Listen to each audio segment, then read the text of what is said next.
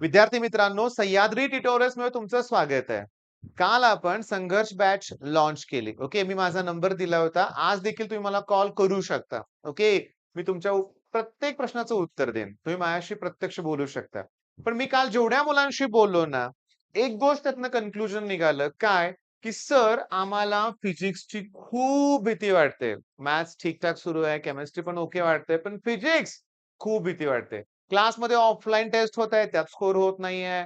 MCQ solve होत नाहीयेत आणि एक प्रकारची भीती निर्माण झाली. ही ना वर्षानुवर्ष असंच असतं लक्षात घ्या. मी कुठल्याही 12th स्टँडर्डच्या मुलाला विचारायचो, की मॅथ्समध्ये सगळ्यात अवघड कुठलं? विथिन सेकंड सांगणार इंटिग्रेशन. फिजिक्स, केमिस्ट्री, मॅथ्समध्ये सगळ्यात अवघड सब्जेक्ट कुठला? फिजिक्स. पण मी तुम्हाला प्रूव्ह करून दाखवणार आहे, की फिजिक्स अवघड नाहीये. मी तुम्हाला सांगू का? आपला प्लॅन काय असणार आहे माहितीये का? की ऑक्टोबरपर्यंत दिवाळीपर्यंत म्हणूया आपण बोर्डची तयारी फिनिश करायची आणि दिवाळीनंतर ओके म्हणजे नोव्हेंबर, डिसेंबर अगदी जानेवारीचे काही दिवस म्हणूया आपण क्रॅश कोर्स लॉन्च करायचा सीईटीसाठी आणि त्यात 30 ते 40 टॉपिक फिनिश करायचे. अगदी परफेक्ट.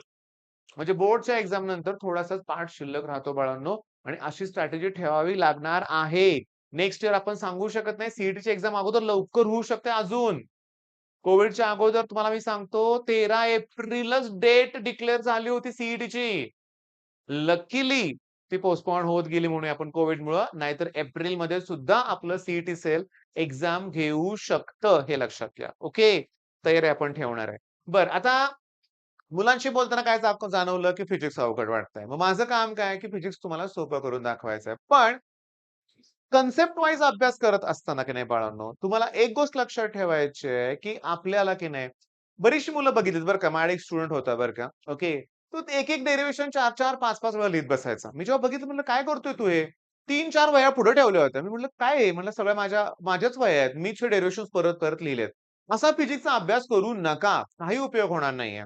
फिजिक्स म्हणजे डेरिव्हेशन्स नाहीये. तुम्हाला कन्सेप्ट क्लिअर व्हायलाच पाहिजे. सुरुवात करूया आपण? बघा. पहिलाच topic rotational dynamics. Vehicle along horizontal curved road. म्हणजे काय बघा, की समजून घ्या. असा हा रोड आहे. इथं ती व्हेइकल आहे समजा आणि असा कर्व्ह आहे. पण तिथं बँकिंग नाहीये. हॉरिझॉन्टल स्ट्रेट रोड आहे. मी काय करतोय, की हाच जो रोड आहे ना, समजून घ्या, तोच मी असा इथं दाखवतोय. समजून घ्या.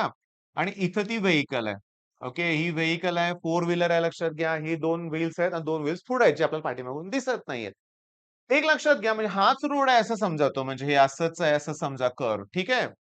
मग फिजिक्समध्ये पहिल्या टॉपिकमध्ये तुम्हाला ना फोर्सेस याच्यावर कोणते फोर्स ऍक्ट होत आहेत ना हे फक्त कळालं ना कामच आपलं ओके होतंय. बघा, मी तुम्हाला सांगतो नेहमी ना सेंटर ऑफ ग्रॅव्हिटी पासून डाउनवर्ड हे वेट ऍक्ट होतं. मग वेटचा फॉर्म्युला काय? mg. हे नेहमी डाउनवर्ड डायरेक्शन मध्ये ऍक्ट होणार. ओके. बर हा जो सरफेस आहे ना रोडचा सरफेस आहे त्याला परपेंडिक्युलर असते नॉर्मल रिएक्शन. ओके म्हणजे हे मी n लिहितोय आहे ना या सरफेसला. ओके. दुसरी गोष्ट आता हा असा कर्व आहे इकडं सेंटर आहे या डायरेक्शन मध्ये सेंटर आहे. मग या सेंटर कडे जो ऍक्ट होतोय तो आहे frictional force along the surface आहे. Along the surface. मग आता मला सांगा काय लक्षात ठेवलं तुम्ही? वेट नेहमी डाउनवर्ड ऍक्ट होतं. नॉर्मल रिएक्शन नेहमी परपेंडिक्युलर टू द सरफेस असते. आणि frictional force along the surface of the road असणार आहे. पण टुवर्ड्स द सेंटर इथे ऍक्ट होणार आहे. चला मग आता परत फिगर ड्रॉ करूया. ओके. हां, मला सांगा डाउनवर्ड जे ॲक्ट होतंय ते काय आहे सांगा? वेट. फॉर्म्युला काय आहे सांगा? mg. त्याला परपेंडिक्युलर असणार आहे या सरफेसला कोण? Normal reaction. या डायरेक्शनमध्ये ॲक्ट होतोय कोण सांगा? Frictional force. ओके. आता मला सांगा क्लिअरली कळतंय ना टुवर्ड्स सेंटर हा आहे तो फ्रिक्शनल फोर्स प्रोव्हाईड करतोय. अरे पण टुवर्ड्स सेंटर फ्रिक्शनल फोर्स जो आहे ना ॲक्चुअली तो प्रोव्हाईड करतोय सेंट्रिपिटल फोर्स. मला तसं म्हणायचं होतं, की फ्रिक्शनल फोर्स प्रोव्हाईड काय करतोय? Centripetal force. आणि ते एक सर्क्युलर मोशन होत आहे ना. मग मी लिहिलेला फॉर्म्युला तुमच्या लक्षात आला का की फ्रिक्शनल फोर्सला मी लिहिलं mv²/r. ओके. बरं नॉर्मल रिएक्शन कुणाला बॅलन्स करतंय? mg वेटला. घ्या रेशो याचा आता. मग मला सांगा जर मी फ्रिक्शनल फोर्सला नॉर्मल रिएक्शनने डिव्हाईड केलं तर मला v²/rg मिळेल की नाही? कारण बघा m ला m काय होईल कॅन्सल रेशो घेताना. सगळ्यात महत्वाचं फ्रिक्शनल फोर्सचा फॉर्म्युला काढण्यासाठी कोएफिशियंट ऑफ फ्रिक्शनला नॉर्मल रिएक्शनने मल्टिप्लाय करावं लागतं. मग लिहू का फॉर्म्युला त्याचा? Normal reaction into coefficient of friction. म्हणजे frictional force divided by N and that equals to V square. Okay, that equals to V square upon R G. आता मला सांगा एन ला एन काय होईल? कॅन्सल.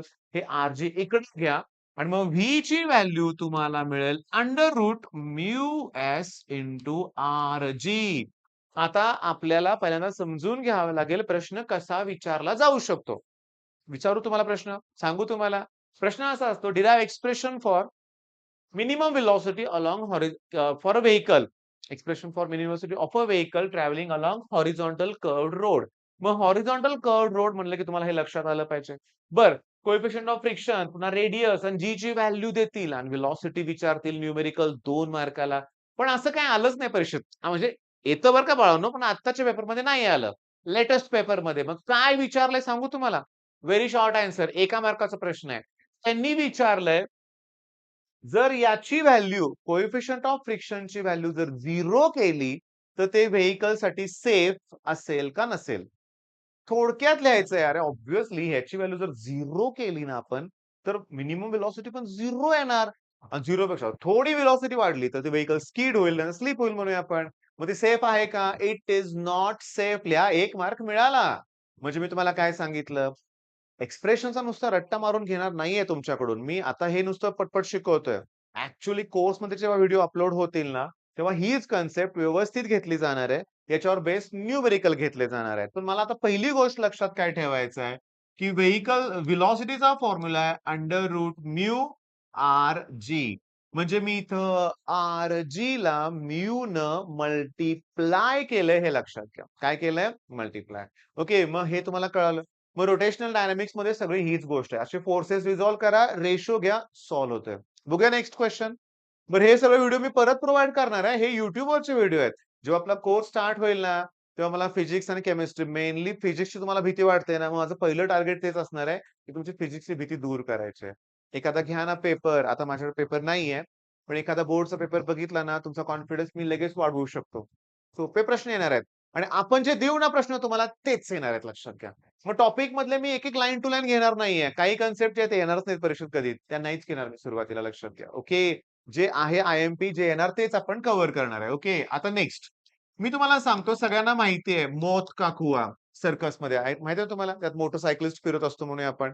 मग एक लक्षात घ्या, मी तुम्हाला सांगतो काय ते बघा. ॲक्चुअली बऱ्याच मुलांनी मला रोटेशनल बद्दलच सांगितलं म्हणून मी हे घेतोय बरं का.